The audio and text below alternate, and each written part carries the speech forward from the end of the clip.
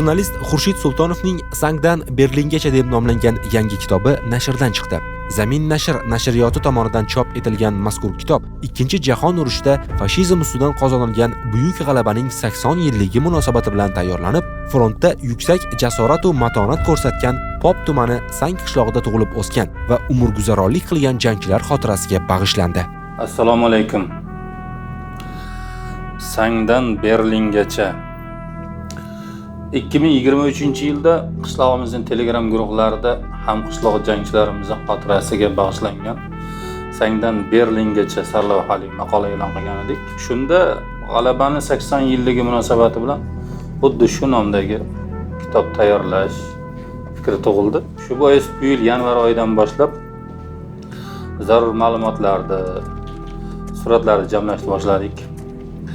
Qishlog'imizdagi 90 yoshdan oshgan nuroniylar, xususan 95 yoshlik Mirzavali hoji Omonov, Usmonjon bobo Samijonov, Mirjalil hoji Mirxomidov singari nuroniylar bilan suhbatlashib, ularni Ikkinchi jahon urushi davridagi voqea hodisalar, xalqimizning kechinmalari haqidagi fikrlarini eshitdik, yozib oldik. Poytaxtimizdagi G'alaba bog'i yodgorlik majmuasi boshlig'i polkovnik Shuhrat Nabiyevich Yusupov, Nodira nomli Namangan viloyat kutubxonasi rahbari Mavludaxon To'raboyevalarning amaliy yordamlari bilan zarur ma'lumotlarni jamladik.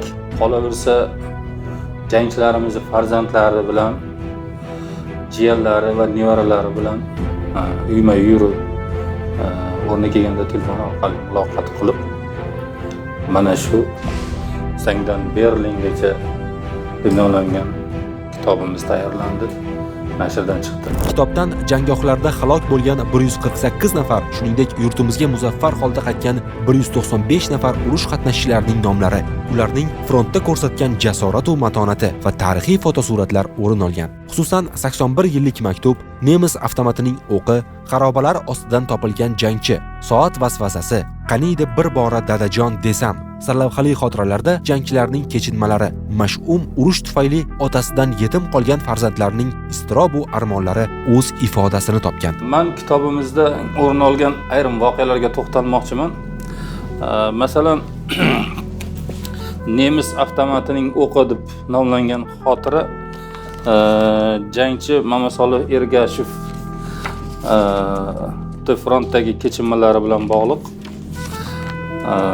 Ya'ni Mamasolih Ergashev 1943-yilda janggohda oyoqlaridan ham oskolkadan, ham avtomat o'qidan yaralanadilar. O'sha paytda Qozon shahar gospitalida oskolkani operatsiya qildirib oldirib tashlaydilar, lekin avtomatda o'qib qolib ketadi. Oradan 23 yil o'tgandan keyin 1966-yilda harbiy gospitalda o'sha nemis avtomatini o'qini ham operatsiya qildirib oldiradilar. Endi qarangki, mana oradan 59 yil vaqt o'tibdi.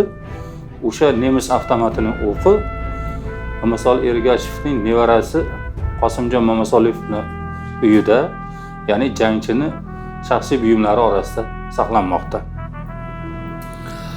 Yoki yana bir xotirani alohida gapirib o'tishmoqchiman.